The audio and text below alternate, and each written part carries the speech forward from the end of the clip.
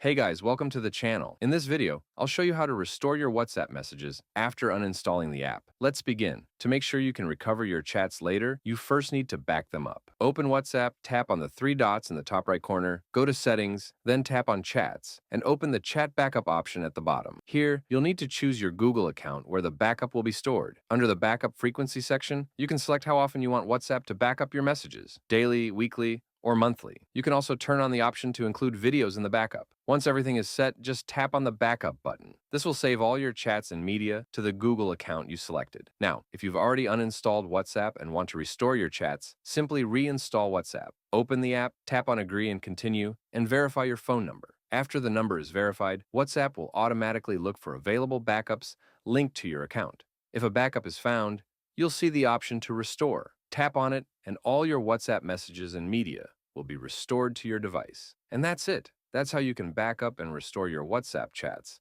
after uninstalling the app. Thank you for watching.